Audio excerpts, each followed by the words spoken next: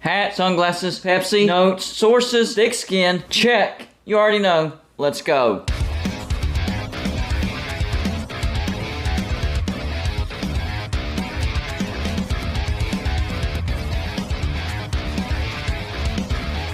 Welcome to Golden Blue today, everybody. This is a college football channel. So if you like college football, hit the like and subscribe button. It's that simple. Also, send gear to represent your team and be a part of my background forever. All you have to do is send it to P.O. Box 360, Liberty, South Carolina 29657. More and more evidence of the end of an error, not error. Shout out to the comments in the video that I made yesterday. Somebody made a comment about that because yesterday I said end of an era. Really, it's the end of an error. This was a mistake by West Virginia to hire Neal Brown. Yes, Neal Brown will be fired. Neal Brown said himself, as far as next week, I'm being upfront with the players. We'll deal with it when it comes. There's nothing we can do about it, right? So we're going to focus on this game and this week. So he specifically said next week.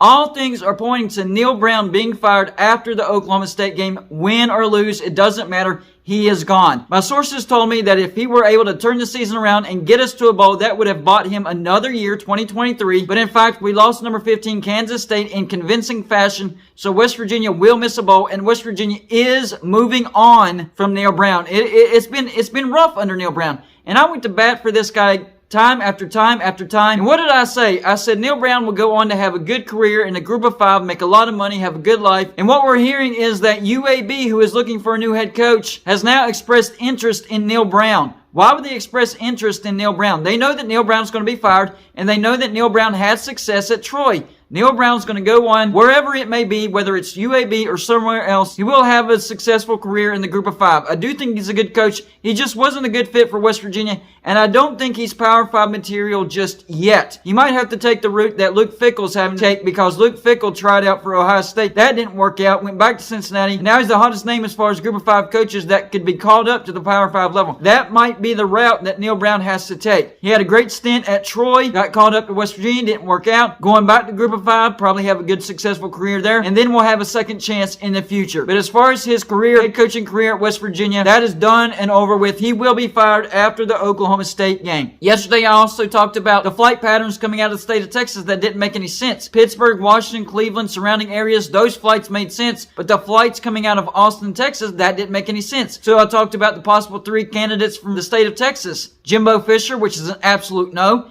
Gary Patterson, I'd be okay with Gary Patterson. I know TCU slid the past 4 years. He was at TCU. But overall, he's a great head coach. And Texas's defense immediately, I'm talking immediately, improved under Gary Patterson. And where does West Virginia need help right now? On the defensive side of the ball. I think Gary Patterson could definitely fix our defense immediately. That's one thing that Neal Brown failed West Virginia at. It took him 3 years to finally be convinced that we needed an offensive coordinator, and we got Graham Harrell. And our offense has immediately improved under Graham Harrell. But it's taken him 2 years to see that our defense is trash, and it's costing him his job. So decision making was not his strong suit at West Virginia as far as making decisions when they needed to be made. It seems like Neal Brown made decisions after it looked like everything was going to be doom and gloom in that particular situation. The third candidate was Tom Herman, and I've gotten blasted for Tom Herman. Oh, Tom Herman's a crybaby. Oh, Tom Herman didn't get along with the players. Well, he actually did get along with the players, and I understand the crybaby thing. He complained after certain games, but he won at Texas, so lack of success was not a reason why he was fired at Texas. What does West Virginia need now? We need success. We need a head coach that can have success. Tom Herman has success in Texas, who's in the Big 12, and West Virginia's in the Big 12. So yes, I think Tom Herman would be a good candidate for the West Virginia head coaching job. Then, of course, there's our favorite name to talk about, and that's Hugh Freeze. And I've talked about Hugh Freeze before, and he was actually straight up asked about the Power 5 job, and I talked about this before, what he said. I don't know that there ever will be a time where I leave Liberty, but if it does, it would be Jill, his wife. In my mind, there is only a few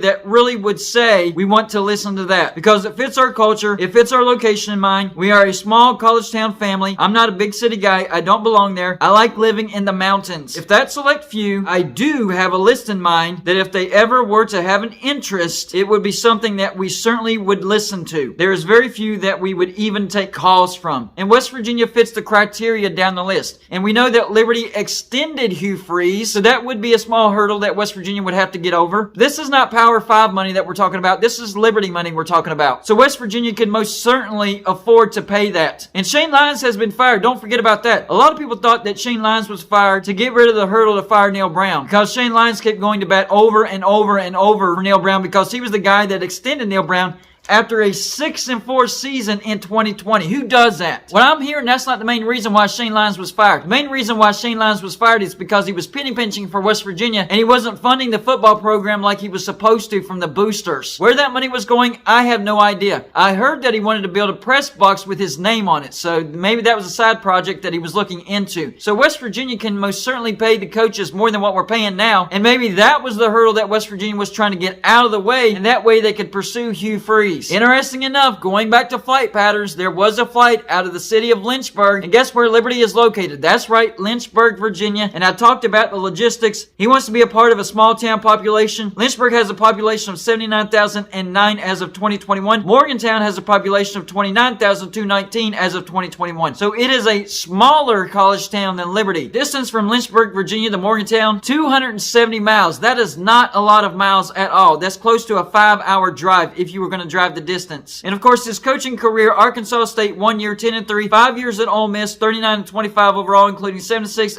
8-5, 9-4, 10-3, and 5-7. Then his 4 years at Liberty, 34-13 overall, including 8-5, 10-1, 8-5, 8-2. The dude knows how to win. But what about his issues? What about all the problems he caused over there at Liberty? And we don't want a coach that has low morals. Yeah, name me one coach that's exactly perfect. Everybody has issues. And I understand that, but you have to understand this. 80% of what he did at Ole Miss is now covered under the NIL. Now he's got to knock off the call girls because that's still a no-no, and he did at Liberty. So I think he would be fine at West Virginia, and he's learned from his mistakes. You have to learn to give people a second chance. You just have to. And I think he's earned that chance. Speaking of second chance, that brings us up to Rich Rod. And we know Rich Rod didn't leave in the best of ways, but the reason he left was actually fine with me. He wanted a raise for his assistants, and West Virginia said no. And the reason why Rich Rod asked for money as far as a raise for his assistants is because he knew West Virginia had the money. If he knew that West Virginia didn't have the money, he wouldn't have asked. West Virginia didn't oblige, and of course he went on to Michigan and failed miserably. But overall, he's had a pretty decent coaching career. He did great at West Virginia, brought us to glory in ways we've never seen before. We got close a couple times under Don Nehlen, but as far as winning consistently, we had never seen and have never seen since the consistency of winning that we saw under Rich Rod. It is time to consider bringing Rich Rod back. And Garrett Green runs an offense that would be perfect for Rich Rod. We have the offense in place. We have a quarterback that could run the offense that Rich Rod would want to bring in. And West Virginia has had success over and over and over under that particular offense. I've talked about this as well. 1988, under Major Harris, really the first ever dual threat quarterback we've had. What happened? We went to the national championship. He got injured. We lost to Notre Dame. Well, we had massive success. 2-quarterback system in 1993. Jake Kelchner and dual threat Darren Studstill. West Virginia went undefeated and went to the Sugar Bowl with the chance to share a national championship. Fast forward to the Rich Rod era. Pat White got one game away from getting to the national championship. But don't forget about 2005 with one loss and we beat Georgia in the Sugar Bowl. And then even the best year under Dana Holgorsen with Skylar Howard. And he was a tough dual threat quarterback. We had a 10-win season that year. This is the offense that West Virginia has success under. And Rich Rod would have the personnel in place as far as players go to come in and immediately have success. He wouldn't have to do a total rebuild like he had to do the first go around and us having like a 3-win season. He could have immediate success. Even if we go 6-6 and go to a bowl, the trajectory of West Virginia under Rich Rod could be a steep incline into competing for the Big 12. And even though we don't fit in the Big 12, the ACC is out of the question because we've signed the grant of rights. But we still have hope because the Big 12 can go out and get the ACC teams that we want to play every year. Because from what I'm hearing, the 8 teams needed to dissolve the ACC do exist. And we could pick up a Pitt, a Syracuse, a Louisville, maybe a Virginia Tech. And if we can't get Virginia Tech, we could try to get an NC State. That way we could have some teams that travel wouldn't be a nightmare, because right now travel is a nightmare for West Virginia. So even though things seem bleak and the lowest that I've ever seen in my life, West Virginia does have a lot of hope. Neal Brown is going to be fired. West Virginia could be interviewing coaches out of the state of Texas or Hugh Freeze himself, and could be talking to Rich Rod to bring him back as well. And even though we're stuck in the Big 12, and don't get me wrong, I am grateful for the Big 12. There's hope in that as well, because it looks like the possibility of the ACC getting voted to dissolve is a real possibility, so we could still bring in our rivals into the Big 12. So y'all let me know in the comments section. Number 1, as a West Virginia fan, if you're a West Virginia fan watching this, did I make you feel at least a little bit better about the future of West Virginia? Number 2, are you still part of the very small majority that thinks that we need to give Neal Brown a second chance? And number 3, how would you feel about Hugh Freeze or Rich Rod being the next head coach at West Virginia? That's all I got for this show. Like and subscribe if you haven't already, and I'll see you on my next show.